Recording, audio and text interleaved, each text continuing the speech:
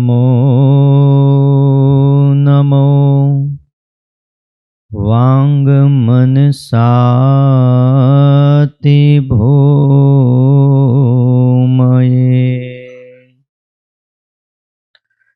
નમો નમો Wang મનસૈક ભૂમયે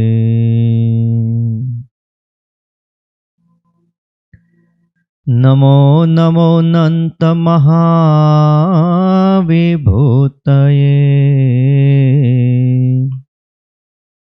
નમો નમો નંત દયૈક સિંધવે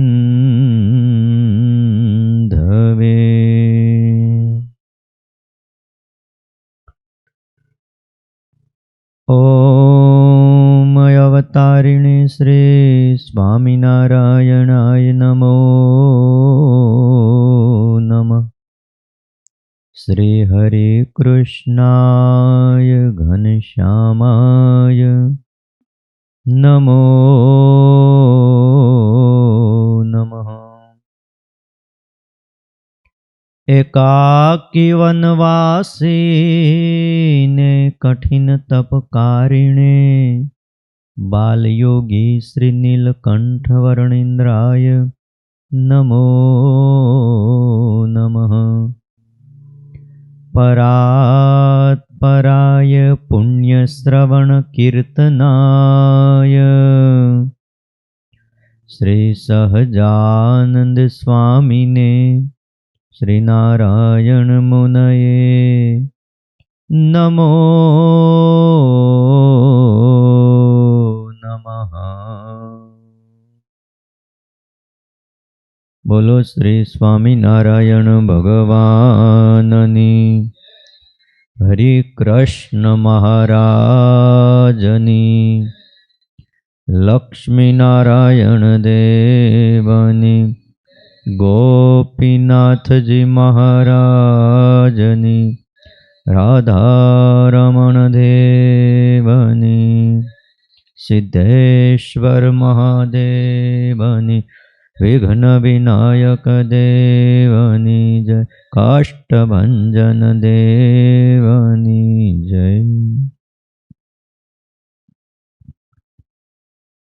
વાલા ભક્તજનો,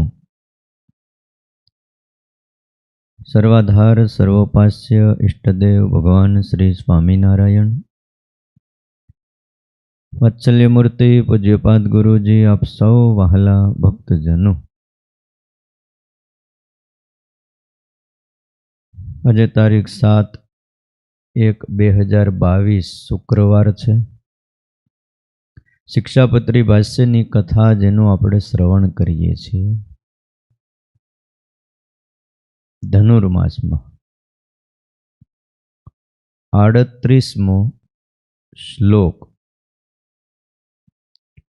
શ્રીજી મહારાજ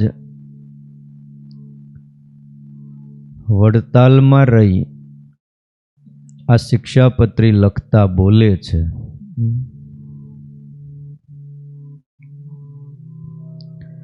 યસ્મિન પરિહિતે પીશ્યોર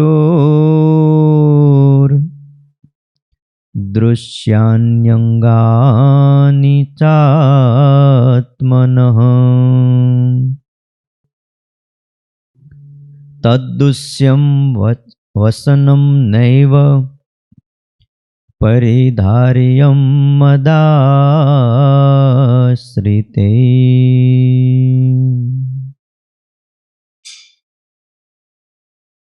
અધ્યાત્મનો અને વ્યવહારિકતાનો જ્યાં સમન્વય છે એવી આ શિક્ષાપત્રી છે. આ લોકમાં અને પરલોકમાં સુખી કરનારી છે. 200 વર્ષ પહેલા આ આજ્ઞા કરી છે, જે વસ્ત્ર પહેરે થકે પોતાના અંગ દેખાય એવું જે ભૂંડું વસ્ત્ર તે અમારા સત્સંગીએ તેમણે ન પહેરવું. આ આજ્ઞા કરી છે. કેવા કપડાં પહેરવાના એ પણ સ્વામિનારાયણ ભગવાને આપણને શીખ્યું. કેવો સમાજ છે તમે વિચાર કરો, કપડાં કેવા પહેરવાની એની ખબર ન હોય ત્યારે આ આજ્ઞા કરવી પડે. તો એટલું સારું છે પહેરે છે, એટલું સારું છે. હજી શરીરનો મોટામાં મોટો શણગાર જો કોઈ હોય ને તો એ છે લજ્જા. મોટામાં મોટો શણગાર. અને શીલ એ પણ જીવનનો એક શણગાર છે. અને આ શણગારને જાળવવા માટે શ્રીજી મહારાજ વાત કરે છે. સ્વામિનારાયણ ભગવાનની દ્રષ્ટિ કેટલી સૂક્ષ્મ, કહેતા ઝીણી હશે. આજથી 200 વર્ષ પહેલાની આ વાત છે. ફેશનનો નિષેધ કર્યો છે અને સંયમનો મને તમને ખ્યાલ આપ્યો છે. ફેશનનો કોઈ અંત નથી. આપણે જોઈશ કેટલી ફેશનો, વરદાડો ન થાય ત્યાં તો ઓહો. અને માણાને કોઈ એકમાં સંતોષ છે કે હાલો આ ફેશન આવી ગઈ, હવે આ પ્રમાણે આપણે હવે હાલ્યા જઈએ એમનું. જૂના માણસો ભણ્યાતા ઓછું પણ લાજવાળા માણસો હતા.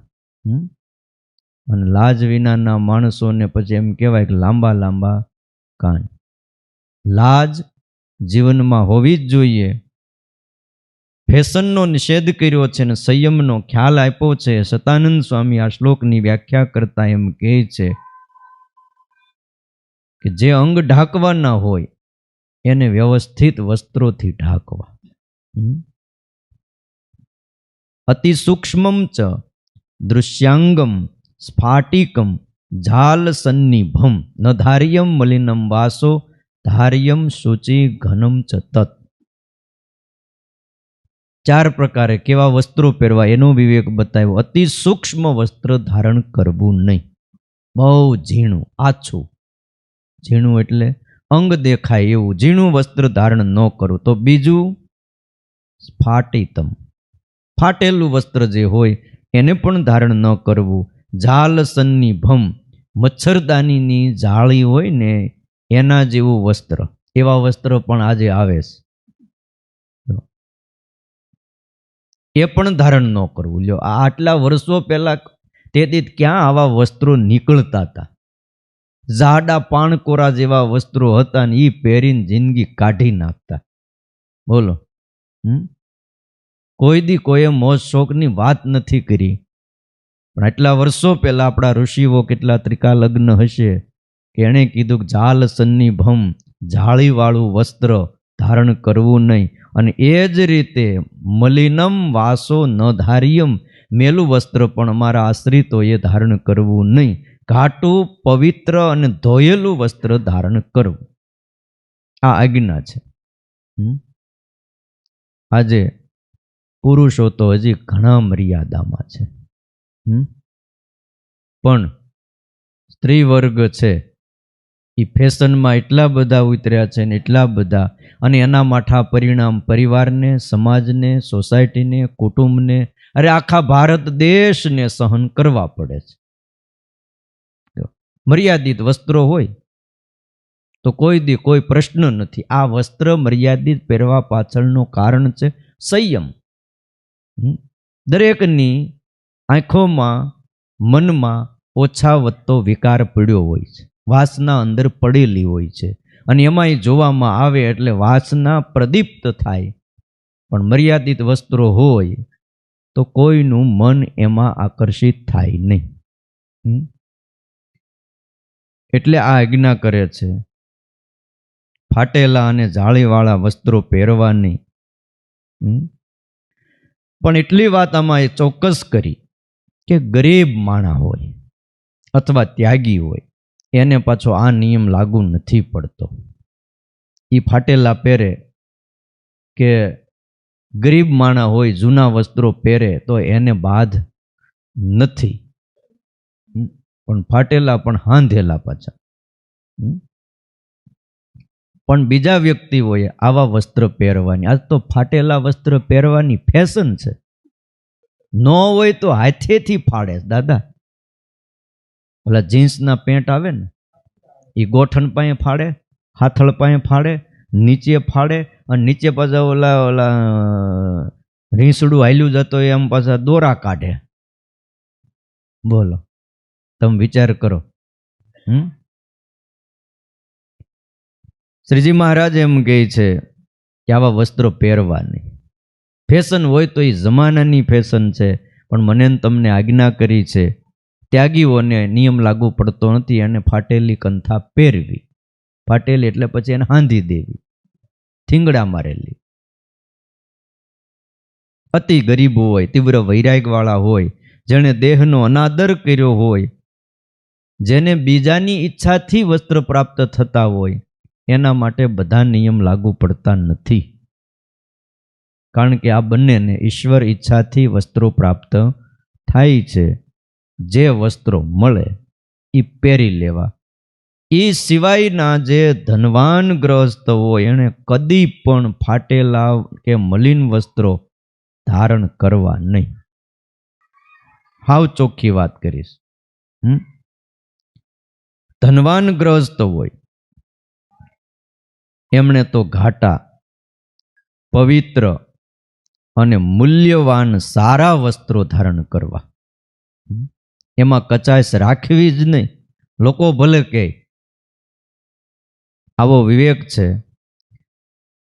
અને ઝીણા વસ્ત્ર પહેરો, જાળીવાળા વસ્ત્ર પહેરો, એ રજોગુણને પોષે છે, અસભ્યતાની એક નિશાની છે. સત્સંગીએ એવી ફેશનમાં ન ઉતરવું જોઈએ એવો કહેવાનો હાર્દ છે. સત્સંગીને સતત ખ્યાલ રહેવો જોઈએ કે જગતના જીવ જેવો હું સામાન્ય નથી. આટલો ખ્યાલ સત્સંગીને હોવો જોઈએ કે હું કોણ છું, મારે શું કરવાનું છે. આટલો ખ્યાલ સત્સંગીને આવવો જોઈએ. એક સામાન્ય ભરવાડનો દીકરો હોય, ઘેટા બકરા ચરાવતો હોય, તો એને એટલો વિવેક હોય કે હું માણસ છું. હોય કે નહીં? એ નાનપણથી ઘેટા બકરા ચારતો હોય, એની હારે મોટો થયો હોય. બકરા ચરાવવા જાય, કોઈને માટે ભાતું હારે ન લે, એને પોતા માટે 2 રોટલા હારે લે. અને બપોરનું ટાણું થાય તે 2 રોટલા છોડીને રોટલા ખાય. એટલે ભાઈ બકરાની હારે મોટો થયો, એની હારે રમીશો, આખી જિંદગી એની હારે કાઢી. કેમ ક્યારે બકરાની હારે ઘાસ ન ખાવા માંડ્યો? એટલી તો એને ખબર છે કે મારે આ ન ખવાય, હું માણસ છું અને આ પશુ છે. એમ આપણને એટલી ખબર હોવી જોઈએ કે જગતના જીવ જેવા આપણે નથી. એ જગતના જીવ છે અને આપણે સત્સંગી છીએ, એવા સામાન્ય નથી. એનાથી હું કંઈક જુદો છું. ઝીણા વસ્ત્રો પહેરવાથી, ફાટેલા વસ્ત્રો પહેરવાથી, અમર્યાદિત વસ્ત્રો, ટૂંકા વસ્ત્રો પહેરવાથી સહેજે સ્ત્રી અને પુરુષના મન બગડે છે, જેથી પાપના ભાગીદાર થવાય છે. સત્સંગમાં લાડુદાનની કથાને તમે સાંભળી હશે. ખાણ ગામના વતની લાડુદાન ગઢવી જે વખતે પ્રથમવાર ગઢપુર આવ્યા, શ્રીજી મહારાજને મળ્યા. કથાનો પ્રસંગ તો બહુ વિસ્તારવાળો છે. પછી મહારાજે કીધું કે આ એભલ બાપુની 2 દીકરીઓ, આ જીવુબા અને આ લલિતા કહેતા લાડુબા, એ સાસરે જતા નથી, તમે એને જરા સમજાવો. પરણ્યા ધણીનો ત્યાગ કરી અને જે ભગવાન ભજતા હતા, તો આ બરાબર ન કહેવાય. તમારા જેવો કવિ અને બુદ્ધિશાળી માણસ આટલું ન સમજાવી શકે? અરે મહારાજ ચપટી વગાડતા સમજાવી દો. અને બ્રહ્માનંદ સ્વામી એવા હતા કે 70 વર્ષનો હોય, અને બ્રહ્માનંદ સ્વામી જો લાડુદાન કહેતા એવા હતા બ્રહ્માનંદ સ્વામી કે 70 વર્ષનો વ્યક્તિ હોય, અને જો સ્વામી લગ્નના ની પ્રસંગના બધા કીર્તનો ને એવું કંઈક બોલે તો એને પણ હુરાતન ચડી જાય. 70 વર્ષે એમ થાય ફરીને લગ્ન કરી. અને હાવ માય કાંગલો હોય ને સુરવીરતાના એ જો છંદ ને દોહા બોલે તો હાથમાં તલવાર લઈ લઈને યુદ્ધ કરવા માટે તૈયાર થઈ જાય. આવા હતા લાડુદાન ગઢવી. મહારાજ હમણાં સમજાવી દો. આવ્યા જીવુબાની પાસે, અને માંડ્યા વર્ણન કરવા. હો, કલાક સુધી વર્ણન કર્યું. પછી અંદર બેઠા હતા ઓરડામાં મોટીબા, એણે કીધું, લાડુદાન, હવે તમારું પૂરું થયું હોય તો હું 2 વાત કરું. આજ દિવસ સુધી, અત્યાર સુધી તમે જે વર્ણન કર્યું એ પંચભૂતના ખોળિયાનું વર્ણન કર્યું. લાડુદાન, એટલો વિચાર કરો, માંસ, લોહી, લીટ ને વિષ્ટાન, હાડકાન, આની આ કોથળો, તમે એના ગુણ શું ગાયા? અને અમે ક્ષત્રિયો, દરબારો, એના શરીર થોડા સુંદર હોય, રાજઘરાણાના વ્યક્તિઓ બધાય, અને એમાં કોઈનું મન લોભાય તો એનું પાપ લાગે લાડુદાની કોના માથે? કે આ ચામડાની જીભે તમે ચામડાના વખાણ કર્યા, એના કરતા પુરુષોત્તમ નારાયણના ગુણ ગાવને. અને ભાઈ, મોટીબા એટલે શ્રી, શ્રી એટલે લક્ષ્મી, શ્રીનો રંગ લાગ્યો. અને બોલો, અધમણ હોનું રહેતું હતું શરીર ઉપર. શ્રીજી મહારાજ પાસે આવીને ઉતારી નાખ્યું. મહારાજ, આ મને સમજાવવા મોકલ્યો તો કે સમજવા મોકલ્યો તો? મને સાધુ કરી દો. બોલો, સાધુ કર્યા, શ્રીરંગદાસ નામ રાખ્યું. પછી કાળક્રમે બ્રહ્માનંદ સ્વામી નામ રાખ્યું. એટલે સત્સંગ એ બતાવે છે ત્યાગ અને વૈરાગ ચડાવી દીધો. સ્ત્રી પુરુષના મન બગડે ને એમાં પાપ લાગે. સ્વામિનારાયણ ભગવાને વચનામૃતમાં એક વાત લખી છે, બાઈ માણસ હોય પોતાના અંગને ઢાંકીને લજ્જાએ સહિત વર્તે એ ગમે. શું ગમે અને શું ન ગમે એની ઘણી વાતો કરી. મોક્ષ માટે રાજબાઈએ પ્રશ્ન કરાયો, પૂછાયો તો, મહારાજ તમે રાજી કેમ થાવ? ત્યારે મહારાજે એમાં ઘણી વાતો બધી બતાવીને એમાં આ એક વાત બતાવી, બાઈ માણા હોય પોતાના અંગને ઢાંકીને વર્તે, લજ્જાએ સહિત વર્તે, એ અમને ગમે છે. સત્સંગી હોય, બહેનો હોય, એને આ વાતને ખાસ જીવનમાં સમજવી જોઈએ. મલાવી દેશ છે, આજે પણ છે, ત્યાં કાયદો છે, આખા દેશમાં કોઈથી પણ ટૂંકા વસ્ત્ર ન પહેરાય. તમે બીજે ક્યાં વાત કરો, અહીં તમે દુબઈ જાઓ, ગયા હશે એને પૂછી જુઓ, કોઈથી ટૂંકા વસ્ત્ર પહેરાતા નથી. હા, એનો એક એક વ્યક્તિ. હવે આ બધા ઇસ્લામી દેશો કહેવાય છે. કેવા કહેવાય? ઇસ્લામી દેશો. પણ ભાઈ, એના પુરુષના પગની પાની તમને ન દેખાય. ઠેઠ પગ પણ ઢકાઈ ગયા હોય અને માથે પણ આખું ઓઢ્યું હોય, ખાલી આટલો જ ફેસ, 2 આંખો, નાક ને બસ એટલું જ કપાળ દેખાય, બાકી તમને કાંઈ ન દેખાય. કપાળે અડધું ઢાંકી દે, ન્યાય ઉપર રિંગ પહેરી દીધી હોય અને માથે રૂમાલ નાખ્યો હોય, ચશ્મા પહેર્યા હોય, અને એમાંય હમણાં થોડું ઘણું બાકી તો માસ્ક આવ્યું, ખાલી આંખો દેખાય. બોલો, ગમે ત્યાં ડ્યુટી કરતા હોય, એરપોર્ટ ઉપર હોય, મોટી ઓફિસોમાં હોય, રસ્તા ઉપર ચાલ્યા જતા હોય, પણ વસ્ત્રો મર્યાદિત એટલા બધા કે તમને કાંઈ ન દેખાય. જો બાયુ બધા જ તે, એને ફેશનનો શોખ, એને શોખ નહીં હોય. 21મી સદીમાં આપણે કંઈક ફેશન કરીએ.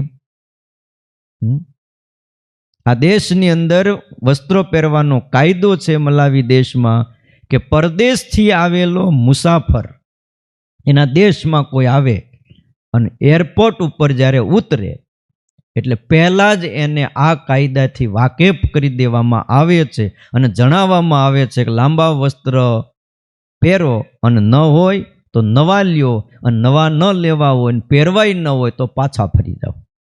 એરપોર્ટ ઉપરથી પાછા મોકલી દે. બોલો, કેટલો કાયદો! એ કે તમારા દેશમાં તમારે જેમ રહેવું એમ રહ્યો, પહેરો તોય ભલે, ન પહેરો તોય ભલે, ચાહે અમેરિકાથી આવો કે ઇંગ્લેન્ડથી આવો, પણ અમારા દેશના એરપોર્ટ ઉપર પગ મૂકો એટલે નવા વસ્ત્ર લઈ લ્યો, પહેરી લ્યો. ન પહેરવા હોય તો એ બીજી ફ્લાઇટમાં પાછા વૈયા જાઓ, અંદર આવવા જ ન દે. બોલ, દક્ષિણોમાં આપણા મંદિરોમાં અમુક કાયદા છે, ધોતી પહેર્યા સિવાય તમને અંદર ન જવા દે. જો અમુક મંદિરોમાં આજે પણ રૂલ્સ છે. તમે જાઓ, અમારી હારે હરિભક્તો આવ્યા હોય, અમારે બહુ વાંધો ન આવે, હવે ત્યાંથી ધોતિયું લેવું પડે. અમે ગયા હતા યાત્રામાં, પછી કીધું કેમ કરશું? મેં કીધું પૂજામાં છે કે નહીં ધોતિયા? તો છે. લેતા હો જાઓ, આપણે પૂજાને ધોતિયા હોય. પછી પૂજામાં ધોતિયા ને ઉપરની સાલ ઓઢાડી અને પછી અંદર જવા દીધા, નકર અંદર જ ન જવા દે. ગમે એવો વિદેશથી આવ્યો હોય ને, હા, સિવેલું કપડું નહીં, વિદેશથી આવ્યો હોય તોય નહીં. યહૂદી ધર્મના ચર્ચમાં, જેને સિનેગોગ કહેવાય છે, આપણે ટૂંકમાં એને ચર્ચ કહી, લાંબા વસ્ત્રો અને સ્ત્રીઓએ માથે ઓઢીને જવું એવો ધારો છે. ચર્ચમાં એમનું જવાતું નથી. લાંબા વસ્ત્રો પહેરવાના અને સ્ત્રીઓએ માથે ઓઢ્યા વગર જવું નહીં. હા, છેલ્લે દુપટ્ટો જે કાંઈ હોય માથે ઓઢવો જ પડે, અને પછી જ એને ત્યાં જવાય છે. અને આધુનિક ફેશનમાં તમે જુઓ તો ખરા, ચડ્ડી, બરમોડા, ટૂંકા વસ્ત્રો, આ બધું પહેરીને મંદિરમાં આવે ને શોભાસ્પદ ન કહેવાય. એ પોલીસવાળાએ સુધારો કરી નાખ્યો. એ ટૂંકી ચડ્ડી પહેરતા બંધ થઈ ગયા. નકર પોલીસોય બિચારા શિયાળાના ટૂંકી ચડ્ડી પહેરીને આમથી આમ, આમથી આમ. ધન્યવાદ દેવા પડે જેણે સુધારો કર્યો એને. મોરારજી દેસાઈ એ સારું કર્યું હો બિચારાને. નકર કેવા મોટા મોટા હોય પણ હવે ચડ્ડા પહેરીને આટા મારતા હોય. ડ્રેસ બદલાનો. ભગવાનના ભક્ત આ વાતને સવળા એંગલથી સમજે. ઘણાને એમ થાય કે ત્યાં વસ્ત્રમાં હું આમાં થોડું કલ્યાણ થઈ જાય. કલ્યાણ સ્વામિનારાયણ ભગવાનના વચનથી થાય. જેમની પાસે લેવું છે એ એમ કે તમે આ પહેરો તો એ પહેરવાના. કોથળા પહેરાવ્યા હતા નહીં, ટાટ પહેરાવ્યા હતા.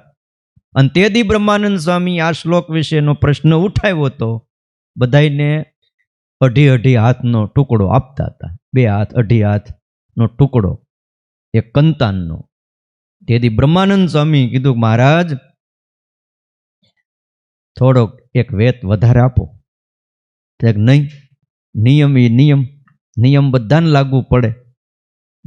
બ્રહ્માનંદ સ્વામી કે મહારાજ આ શરીર જાડું છે, શરીર પ્રમાણે દેવું જોઈએ. અમે કોથળા પહેરશું, ટાટ પહેરશું. અધમણ હોનું પહેરનારા આજે ટાટ પહેરવા તૈયાર થાય. એ કેવી નિષ્ઠા અને કેવી ખુમારી, ભગવાનનો કેટલો મહિમા છે. આપણને કીધું હોય તો આપણે ના કરીએ. કોથળા પહેરીને બજારમાં નીકળવું એટલે કાંઈ હેલી વાત છે? અને એ પાછા રાજ કવિ. તમે વિચારો. ત્યારે બ્રહ્માનંદ સ્વામી કે મહારાજ તમારે થોડુંક વધારે તો આપવું પડશે. મહારાજ કે નિયમ એ નિયમ, બધાના માટે નિયમ એક સરખો જ લાગુ પડે. શરીર ઘટાડી નાખો થોડું. મહારાજ તમે ખૂબ લાડુ ખવડાવ્યા, જલેબી ખવડાવી, દૂધપાક પાયો, હવે કાંઈ એક દીમાં શરીર ઘટે? આ કાંઈ લાકડું છે તો હોરી નાખી? શરીર ઘટતાય વાર તો લાગે જ ને. ત્યાં લગી શું કરવું કે? જો બીજો કોઈ ભગવાન હોય ને તો હમણાં એના શરણે વહી જાઓ. આકાશમાં જોઈને મીંડ્યા બ્રહ્માનંદ સ્વામી વાતો કરવા, પણ ક્યાંય બીજો ભગવાન નથી, નહીતર હમણાં એમના શરણે જાઓ. અને ત્યારે મહારાજે કીધું બ્રહ્માનંદ સ્વામીને એક વેત વધારે આપજો ટુકડો. ત્યારે મહારાજ કે હા, બીજાને મહારાજ કે એની નિષ્ઠા જુઓ. એમને અમારો આશરો છે, એની નિષ્ઠાને અમે વંદન કરીએ છીએ. એને જોઈને કહીએ છીએ કે એક વેત વધારે આપો. બ્રહ્માનંદ સ્વામી કે મહારાજ આ થોડું ટૂંકું આપો અને બજારમાં નીકળીએ તો ખરાબ કોનું દેખાય? તમારું દેખાય. એ સ્વામિનારાયણના સાધુને પૂરા કપડાય મળતા નથી. આ બધું મહારાજે ચરિત્ર કરી અને મને તમને સમજાવ્યું છે કે ભલે તમે હાવ હાદા વસ્ત્ર પહેરો, પણ મર્યાદિત અને પૂરા વસ્ત્રો પહેરવા એ બહુ જરૂરી છે. પણ અમુકને એટલી બધી ફેશન ને અમુક પરિવારમાં એવું હોય છે. જુવાન દીકરા હોય, જુવાન દીકરીઓ હોય, કાંઈ ન કે એના બાપા, અને એવા જ પાછા લાવીને દે. વસ્ત્ર લાવી કોણ દેશ? નાનપણથી મા બાપ છોકરાઓને એવા વસ્ત્ર લાવી દે, પછી ઓલાને ટેવ પડી જાય. હવે અત્યારે તે જીન્સના પેન્ટ ને ફાટેલા લાવીને મૂકી દે, એટલે છોકરો શું કરે? પછી ટેવ પડી જાય. એના કરતાં સાદા વસ્ત્ર આપો કે છોકરો ના પાડે કે મારે નથી પહેરવા. એકાદ દી કદાચ પગ પસાડે બીજાનું જોઈને, પછી 2 દી 3 દી ભૂખ્યો રહે એટલે આખો ભૂખ લાગે એટલે ખાઈ જ લે. ઓલા નહોતા હરિભગત આપણે, એને ઘરે મહેમાન આવ્યા અને ગામમાં ભવાઈયા આવ્યા. છોકરો કે મારે ભવાઈયા જોવા જવું. સત્સંગીનો છોકરો. હરિભગત કે બેટા આપણે ન જવાય. ના મારે જવું છે. મહેમાન આવ્યા હતા, ભાઈ જવા દો ને, નાનો છોકરો છે. તો ના ના આજ જવા દઉં, કાલ ટેવ પડે. અને ટેવ પડે પછી એ ટેવ એને પાડે. અમારા ઘરમાં આ દૂષણ જોઈ નહીં. તો નહીં જવા દો. તો કે એમ કરી બેટા, પટારામ કપડાં નવા છે, તું ગામનો પટેલનો દીકરો છો અને તારે આવા જૂના કપડાં પહેરીને જવાય નહીં. લે તું પટારો ઉગાડું, તું નવા કપડાં કાઢી લે. પટારો ઉગાડ્યો, છોકરો ગયો અંદર કપડાં લેવા. પેલા પટારામ કપડાં રાખતા અને અંદર ગયો ને ઉપરથી કર્યો પટારો બંધ, બહારથી માર્યું તાળું અને ચાવી રાખી કેડે. ઓલો અંદર રાડે રાડ નાખ્યો. ઓલા મહેમાન બહાર ઊંચા નીચા થાય. એટલે આ મરી જાય છોકરો. તો મરી જાય ભલે મરી જાય, સત્સંગીનો દીકરો ભવાઈયા જોવા નહીં જાય. હા, હું એમ માનીશ કે મારે દીકરો નહોતો. ઓલા મહેમાને આજીજી કરી કે તમે કાઢો ને ત્યારે અમને અહીંયા જમવું નહીં ભાવે. પછી પટારો ઉગાડ્યો ને ઓલાને કે બોલ જાવું છે? નથી જવું બાપુજી, નથી જવું કે. હા, રાઈડ નાખી ગયો, ખૂણામાં બેસી ગયો, હજી ખૂણામાં બેઠો છે. બોલો, તે દીની ઘડીને આજનો દિવસ કોઈ દી ભવાઈયા જોવાનું નામ ન લીધું. સત્સંગીને અંદરથી હોવું જોઈએ. અને જો આ આજ્ઞા નહીં પાળે તો એના માઠા પરિણામ પરિવારને ભોગવવાના આવશે. કયો અહીંયા તો આપણે હજી ઘણું સારું છે. બાકી પરદેશની ભૂમિ ઉપર તો તમને એમ થાય કે આંખો બંધ કરીને જીવવું. બોલો, કોઈ મર્યાદા નહીં, કોઈ એટલે કાંઈ મર્યાદા નહીં. કયો એવી ફેશનોની ઓલી કે ને હોડ જાગીશ એકબીજા. હા, પાછા કે એટલા જ પહેરીએ છીએ, હાવ પશુ જેવા જ નથી. જીવન એવા થઈ ગયા સાવ. ત્યાર પછીના શ્લોકમાં મહારાજે આજ્ઞા કરી